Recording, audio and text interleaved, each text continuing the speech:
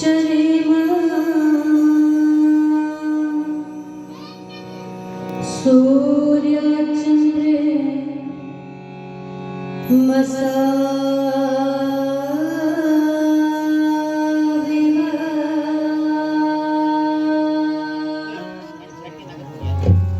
पुनर्दरता घनता जानता संग में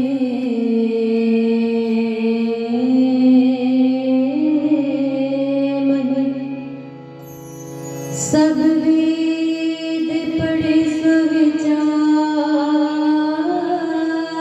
बड़े बल पाय चढ़े तो पर को अविरुद्ध रहे जो पंथ गहे परिवार कहे वसुधा भर को ध्रुव धरे मधरे पर दो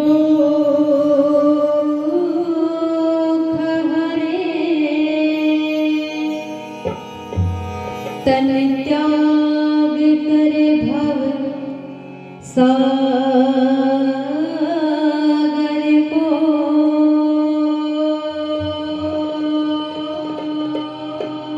दिन फेर पितावरे दे संता हम आर्य करे जगती भर को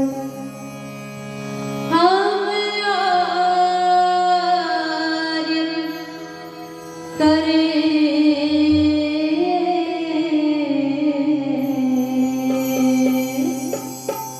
आर्य करे जगती भर को आर्य करे जगती भर को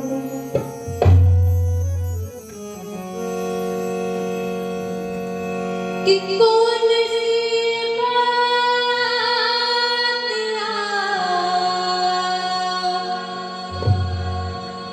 कि कौन सी बात जिसे नहीं जान पाए कि कौन सी बात जिसे नहीं जान पाए जान जान भूले से भूलों को जगाए कौन जान जान भूले से भूलों को जगाए कौन एक भी न माने कभी हमें दयानंद की एक भी न माने कभी हमें दयानंद की उनसे अधिक और अब आपको जगाए कौन उनसे अधिक और अब आपको जगाए कौन जगाने वाले आपको जगह जगह करके हरे जगाने वाले आपको जगह जगह करके हरे जागे जागे सोए ऐसे तो को जगाए कौन जागे जागे सोए ऐसे तो को जगाए कौन कहेगी कनंदवान आपके नगात लगे कहेगी कनंदवान आपके नगात लगे बात की है बात बात बात में बताए कौन बात की है बात बात बात में बताए कौन बात की है बात बात बात में बताए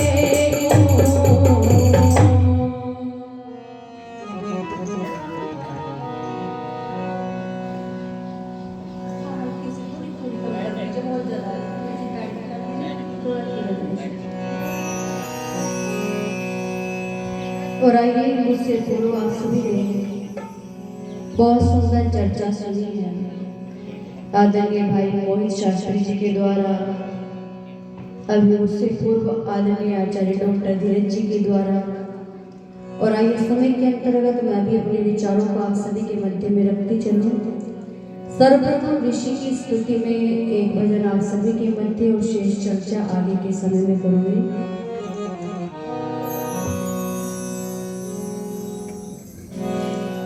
कि जितने भी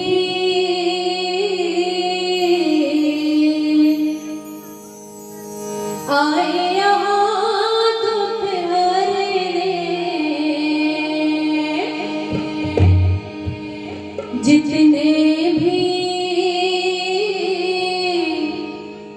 आए यहाँ दुख हरने, मानव को दुखियों को, मानव को दुखियों को देने सहारा, कोई अवतार कलंदर या कोई वीर पैगंबर, कोई अवतार कलंदर या कोई वीर पैगंबर हो। ऋषि का पहला नंबर, ऋषि का पहला नंबर, जितने भी आए यहाँ दुख हरने, मानव को दुखियों को, दुखियों को देने सहारा, कोई अवतार कलंदर या कोई वीर पैगंबर, कोई अवतार कलंदर या कोई वीर पैगंबर हो। ऋषि का पहला नंबर, ऋषि का पहला नंबर, जितने भी आए यहाँ दुख हरने, मानव को दुखियों को देने सहारा, कोई अवतार कलंदर या कोई वीर पैगंबर, ऋषि का पहला नंबर, ऋषि का पहला नंबर। देवों के देव ने हमको निहारा, देवों के देव ने हमको निहारा, देवों के देव ने हमको निहारा, देवों के देव ने हमको निहारा, हमको निहारा, हमको निहारा, देवों के देव ने हमको निहारा, देवों के देव ने हमको निहारा।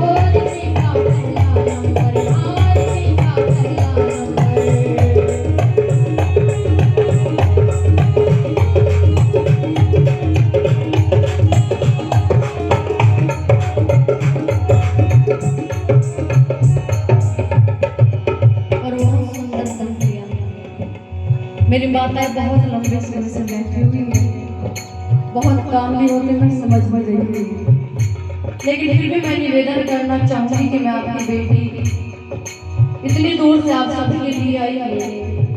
कुछ लोग यहाँ बैठे हैं, कुछ बीच में बैठे, कुछ पीछे बैठे, व्यवस्था गड़बड़ हो रही है। मैं निवेदन करना चाहूंगी कि इस व्यवस्था को बनाने जो बहुत पीछे बाबूजी और बैठे हैं, मैं निवेदन करना चाहूंगी इतनी पीछे आप लोग बैठे हुए, आगे कुर्सियां खाली पड़ी हुई है। निवेदन आप सभी से है कि जो हो सके तो आगे आकर के बैठ जाएं और भजन का आनंद लीजिए। क्या कहा बहुत सुंदर, उसने हमको जीना सिखाया, उसने हमको जीना सिखाया, उसने हमको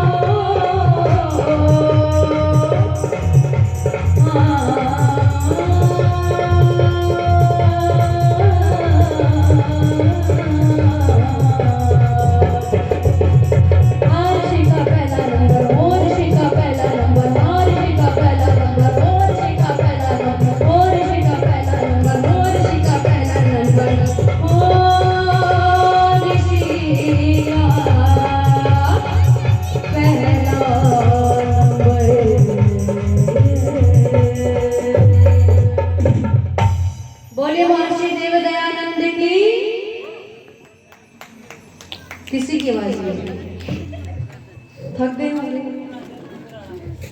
एक बार सभी पीछे तक जो भी बैठे हुए सभी जोर से जयकारा लगाएं, बोले महर्षि देव दयानंद की। जितनी आवाज आनी थी फिर भी नहीं आई।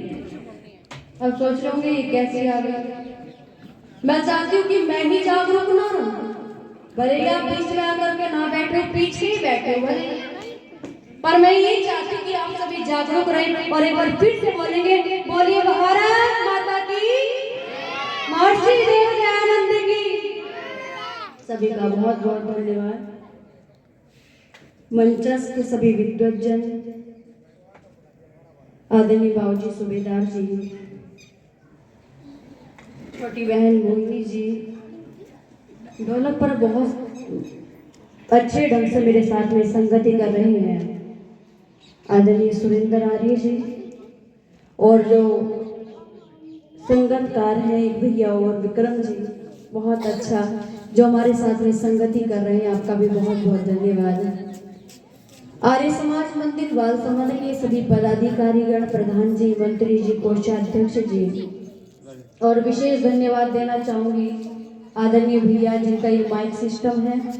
वास्तव में इतना अच्छा साउंड सिस्टम मैंने देखा ही नहीं अब तक, और आनंद आ गया। विशेष धन्यवाद के आप अधिकारी हैं, मैं आपका हृदय की गहराइयों से अभिनंदन धन्यवाद करती हूँ।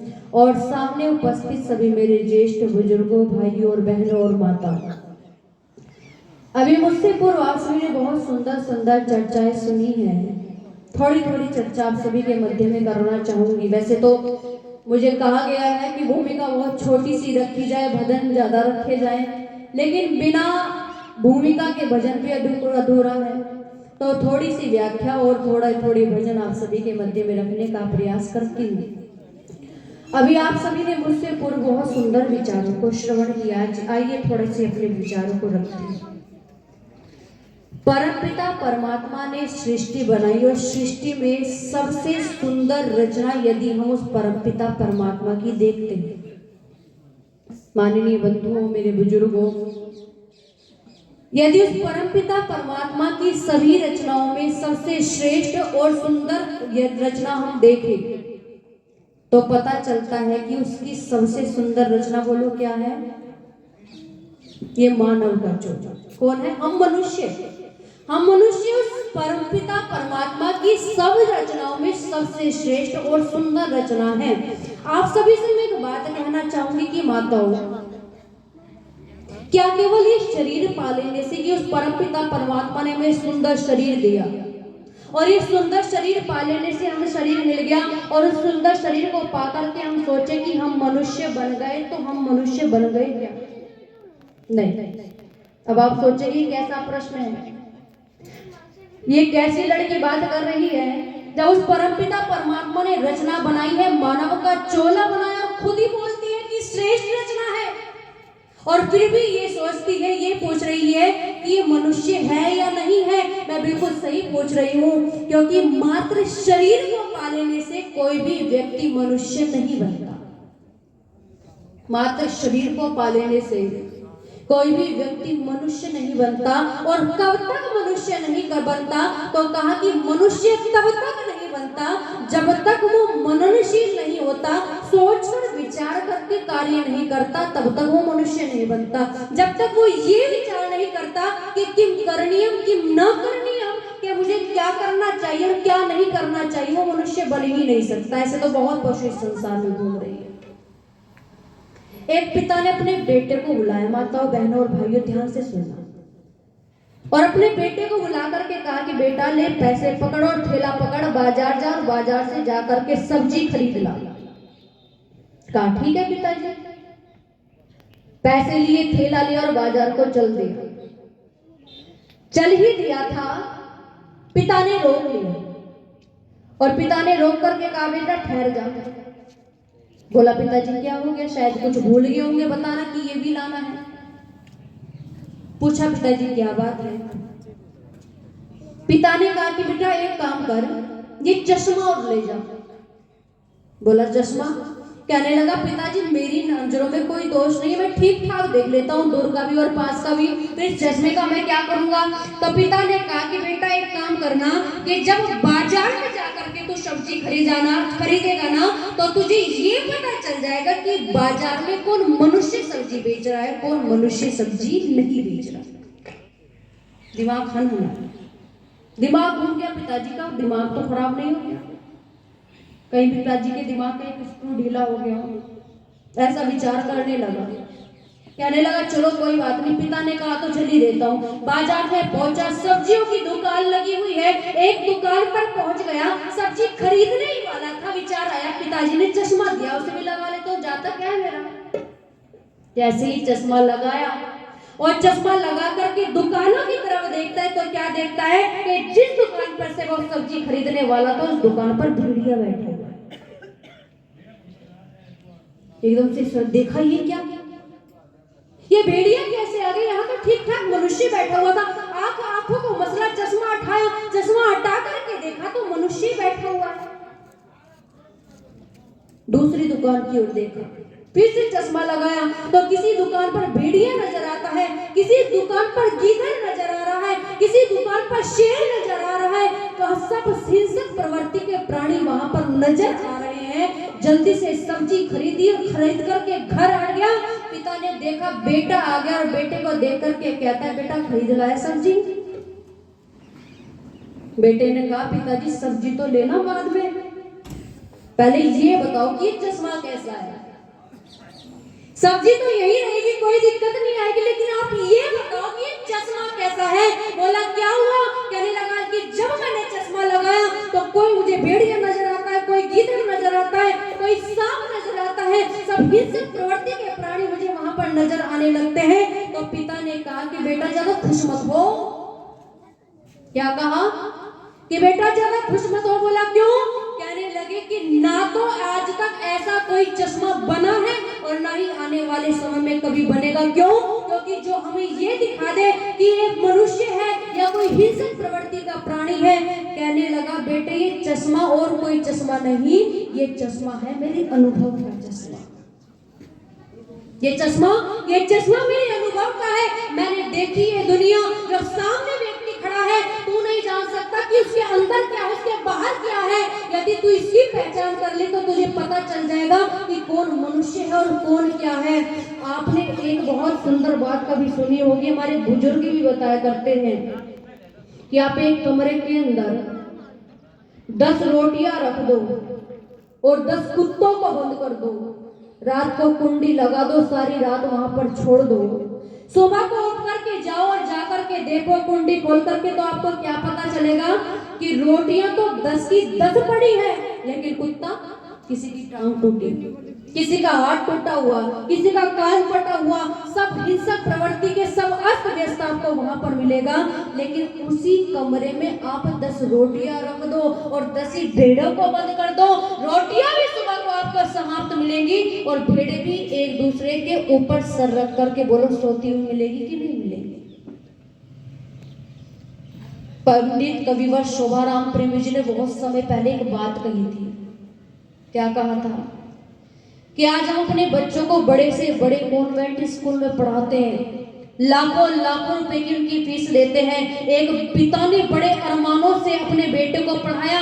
पिता था तो किसान, इतना अच्छी जमीन भी नहीं थी, लेकिन पिता ने मजदूरी कर करके, खेतों में काम कर करके अपने बेटे को एक बड़ा व्यक्ति बनाया, उसको डॉक्टर बना दिया और डॉक्टर बन करके उसको पैसों की भूख इतनी बढ़ गई कि वो ठीक ठाक लोगों की किडनियां निकाल करके बेचने लगा। एक व्यक्ति को इंजीनियर बन करके पैसों की भूख इतनी बढ़ गई कि वो व्यक्ति बड़ी बड़ी बिल्डिंगों के निर्माण करने लगा, खराब मटेरियल लगा दिया, पुल गिर गया, लोग मर गए। तो इन सारी चीजों को देख करके माता जानते हो क्या पता चलता है? आप सोच रहे होंगे मैं ये बात क्यों बता रही हूँ कि मात्र शरीर को पालने से कोई भी व्यक्ति मनुष्य नहीं बनता। कब तक नहीं बनता? कि जब तक वो मननशील ना हो जाए कि क्या करना चाहिए क्या नहीं करना चाहिए, जो इन सब बातों को लेकर के ना चले वो मनुष्य नहीं होता। और आइए, पंडित कविवर शोभाराम प्रेमी जी ने बहुत समय पहले गीत की पंक्तियां लिखी थी और कुछ टच इसका हरियाणवी का है, तर्ज भी हरियाणवी है। आप सभी के मध्य में रखने का प्रयास करूंगी, क्योंकि जैसा देश वैसा भेष होना भी यही चाहिए। आप लोगों के मध्य में मैं हरिद्वार से चल कर के आई तो थोड़ा तो आप सभी का संगति करनी बनती है। और बहुत सुंदर शब्द की पंक्तियों पर ध्यान दीजिएगा। क्या